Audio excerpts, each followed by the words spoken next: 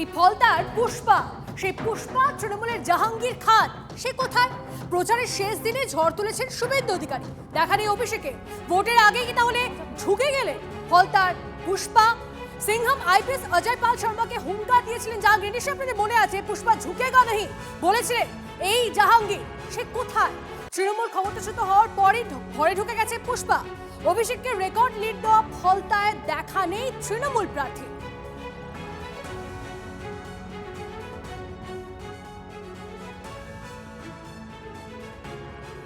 ফলতা উন্নয়নের জন্য special package দিচ্ছে, সেই জন্য আমি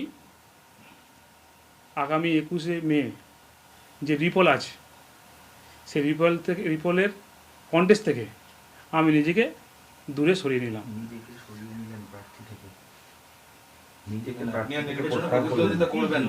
আমি কন্টেস্ট থেকে নিজেকে দূরে সরিয়ে নিলাম ফলতার উন্নয়নের স্বার্থে, ফলতার সাধারণ মানুষের স্বার্থে, যেহেতু আমি ফলতার ভূমিপুত্র, তাই নিজেকে আমি কন্টেস্ট থেকে দূরে সরিয়ে নিলাম। আপনি তৃণমূল প্রার্থী, এটা কি আপনি ব্যক্তিগত সিদ্ধান্তে নিচ্ছেন নাকি দল আপনাকে নিজেকে ভোট থেকে সরিয়ে যেতে বললো? আপনার সিদ্ধান্তটা কার? এই যে ভোটের দুদিন আগে আপনি নিজেকে সরিয়ে নিচ্ছেন ভোট থেকে, এটা কি নিশ্চিত হার জেনে বা কি কারণে? আমি এর আগে অনেক প্রশ্ন করেছেন, উত্তর দিয়েছি। এর আগেও আমরা অনেক প্রশ্ন করে উত্তর দিয়েছি। আজকে আমি যেটা আমার বলার ছিল সেটাই বললাম। আমি এই কন্টেস্ট থেকে নিজেকে দূরে সরিয়ে নিলাম ফলতার মানুষের স্বার্থে, ফলতার উন্নয়নের স্বার্থে, ফলতার শান্তি রক্ষার স্বার্থে। আমার একটাই প্রশ্ন, সেটা যে 29 তারিখ ভোটে যে ঘটনাগুলো ঘটলো, টেপ লাগানো বিরোধী প্রার্থীর ক্ষেত্রে, কোথাও আতর লাগানো, এটা আপনি কেন করতে বললেন বা কেন করালেন যদি জিজ্ঞেস করি আপনাকে? 29 তারিখ এই রিপোল হলো তো একমাত্র ভোট অবাধ হয়নি বলেই, কমিশন তো একাধিক প্রমাণ পেয়েছিল, তো সেই পরিপ্রেক্ষিতে আপনি এটা কেন করিয়েছিলেন বা কার নির্দেশে করিয়েছিলেন? আমি এর আগে অনেক প্রশ্নের উত্তর দিয়েছি, 29 তারিখে অনেক প্রশ্নের উত্তর দিয়েছি। আমি আজকের যেটা আমার বলার ছিল, যে আমি ফলতার মানুষের স্বার্থে, উন্নয়নের স্বার্থে, শান্তির স্বার্থে, সুস্থতার স্বার্থে, সোনার ফলতা গড়ার স্বার্থে আমি 21শে মে ইলেকশন থেকে নিজেকে কন্টেস্ট থেকে সরিয়ে নিই। গত 29 তারিখে ঘটনার পরিপ্রেক্ষিতে আপনি কি বলবেন? যে ঘটনা ঘটলো, মানুষ ভোট দিতে পারেনি, ভোটের ওপরে কালি, কোথাও টেপ লাগানো, কোথাও আতর লাগানো, এটা কেন করলেন বা করিয়েছিলেন? এটা আমি করিনি। এটা অনেকে অনেক রকম কথা বলছে নিজেদের মতো, কিন্তু আমি এই সমস্ত জানি না। জাহাঙ্গীরবাবু, কারা করলো? আমি তো আমার অফিসে ছিলাম, অফিস থেকে আমি চালনা করেছি, কিন্তু কে করেছে আমি নিজেই জানি না। আমি স্পটে ছিলাম না, বলতে পারবো। কোনো নির্দেশ এসেছিল কোনো মহলের বা কারণ? না, কোনো এরকম করে ব্যাপার। আপনি এখানকার প্রার্থী, আপনার কোনো নিয়ন্ত্রণ ছিল না? আপনি বলছেন যারা করেছে জানেন না, তারা তো আপনার কর্মী ছিলেন। না, আমাদের কর্মী করেছে, কে করেছে আমি নিজেই জানি না। যারা বিরোধী দলের টেপ লাগালো, আমি প্রশ্ন আজকে যে জন্য আমি দেখেছিলাম যে আমি 21শে মে রিপোলের যে কন্টেস্ট আছে, কন্টেস্ট থেকে নিজেকে দূরে সরিয়ে নিলাম। একটা প্রশ্ন আছে যেটা ফলতা জুড়ে আপনার বিরুদ্ধে ভুরি অভিযোগ করছে, এটা বিষয় কি বলবেন? ভুরি অভিযোগ করছে সাধারণ মানুষ। ঠিক আছে, মানুষ যদি সাধারণ মানুষ করে, তারা যেটা ভালো বুঝেন সেটা বলছেন। আমার এখানে কিছু বলার কিছু নেই। আমার ব্যক্তিগত মত, আমি ফলতার মানুষের সঙ্গে কোনোদিন খারাপ ব্যবহার করিনি, এবং প্রত্যেকটা মানুষ যে বলছে আমার সামনে, যারা বলছে তারা হয়তো আমার নিজেই চেনে না, আমাকে হয়তো জানে না। যারা বলছে তারা যদি আমার সামনে আসে এবং আমার সামনে চোখে কথা বলে, তারা বুঝতে পারবে যে তাদের যেটা বলছে সেটা ভুল।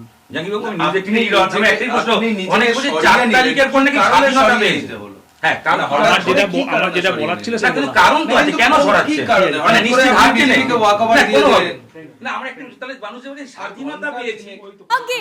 পুষ্পা, সেই পুষ্পা আব ঝুঁক গয়া।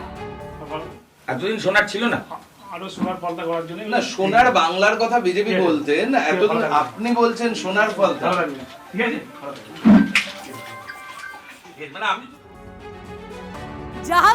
জাহাঙ্গীরের বক্তব্য শুনলেন আপনারা। এই মুহূর্তের সব থেকে বড় খবর টিভি9 বাংলায়।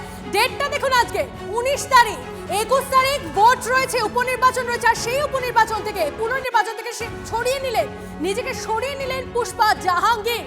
আব ঝুঁক গয়া পুষ্পা, ঝুঁকে গেল এই পুষ্পা। এই বক্তব্য রেখেছিলেন এই জাহাঙ্গীর।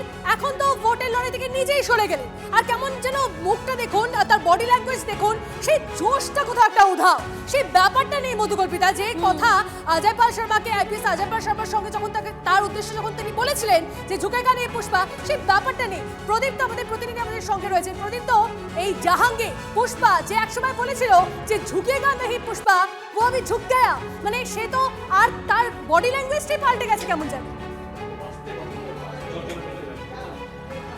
একেবারেই তাই, তিনি কোনো প্রশ্ন নিলেন না এবং কি কারণে তার এই আজকে এই আচরণ, তিনি বলছেন সোনার ফলতা গড়তে। তাহলে এতদিন যে সোনার বাংলার কথা বিজেপির নেতৃত্ব বলতো, তিনি কি তার সঙ্গে সহমত? তিনি বলছেন আজকে তার যা বলার বলেছেন।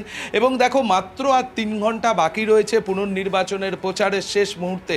সেই সময় এসে তিনি জানিয়ে দিলেন যে তিনি আর এই নির্বাচনে প্রতিদ্বন্দ্বিতা করছেন না, তিনি নিজেকে সরিয়ে নিলেন সোনার ফলতা গড়তে, ফলতার শান্তির স্বার্থে, ফলতার উন্নয়নের স্বার্থে। কিন্তু কোথা থেকে এই নির্দেশ এলো সেই প্রশ্নেরও কোনো উত্তর কিন্তু পাওয়া গেল না। একই সঙ্গে 29শে এপ্রিল এই যে নির্বাচনের দিন যে ধরনের ঘটনা ঘটেছিল, বা টেপ লাগানো থেকে শুরু করে বিভিন্ন ধরনের ঘটনা, এবং যার প্রেক্ষিতে পুনর্নির্বাচন, সেই সমস্ত প্রশ্ন কিন্তু তিনি এড়িয়ে গেলেন। আরো একবার দর্শকদের জন্য শোনান পুষ্পা কি বললেন।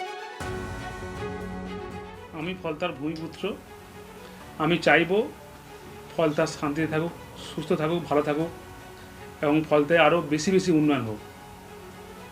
তাই সোনার ফলতা হোক, এটাই আমার স্বপ্ন ছিল। তাই আমাদের সম্মানীয় মুখ্যমন্ত্রী ফলতা উন্নয়নের জন্য স্পেশাল প্যাকেজ দিচ্ছে। সেই জন্য আমি আগামী 21শে মে যে রিপোল আছে, সেই রিপোলের কন্টেস্ট থেকে আমি নিজেকে দূরে সরিয়ে নিলাম।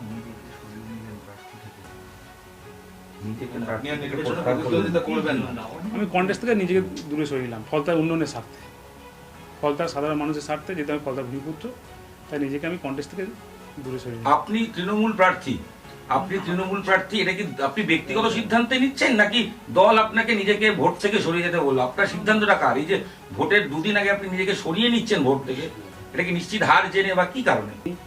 এই কন্টেস্ট থেকে নিজেকে দূরে সরিয়ে নিলাম ফলতার মানুষের স্বার্থে, ফলতার উন্নয়নের স্বার্থে, ফলতার শান্তি রক্ষার স্বার্থে।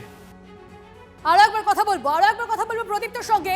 প্রদীপ্ত, এই জাহাঙ্গীর আজকে 19 তারিখ 21 তারিখ পুনর্নির্বাচন, তার আগে এভাবে নিজেকে কেন সরিয়ে নিলেন? কোনো রকম কোনো দলীয় নির্দেশ নাকি অন্য কোনো কারণ?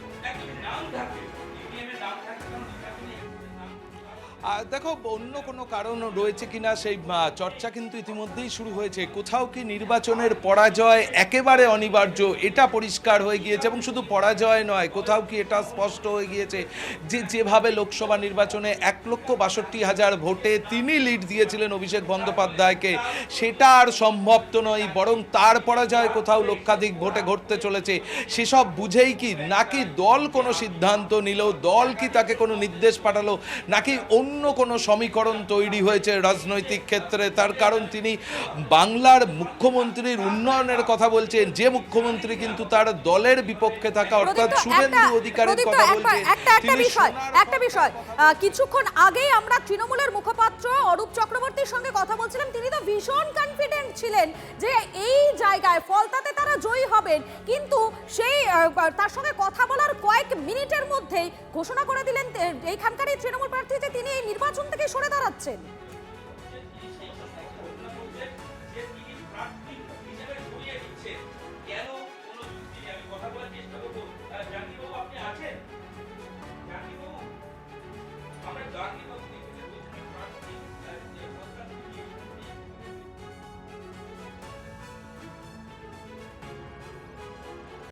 প্রদীপ্ত, শোনা যাচ্ছে আমার কথা?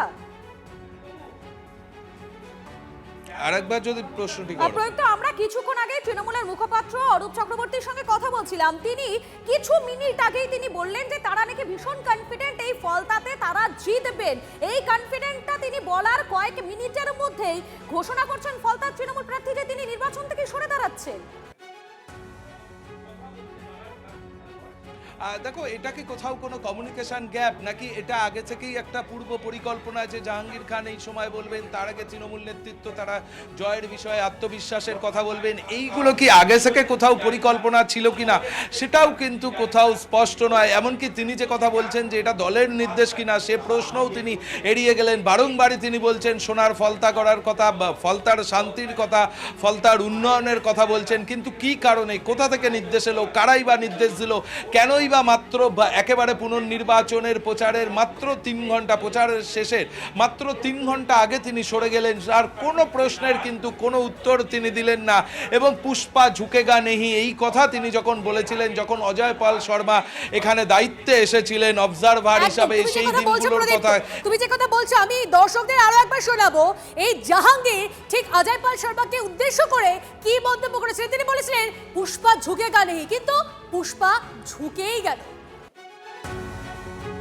তৃণমূল কংগ্রেসের নেতা কর্মীদেরকে এই ধমক চমক দিয়ে ভয় দিকে রাখতে পারবে না।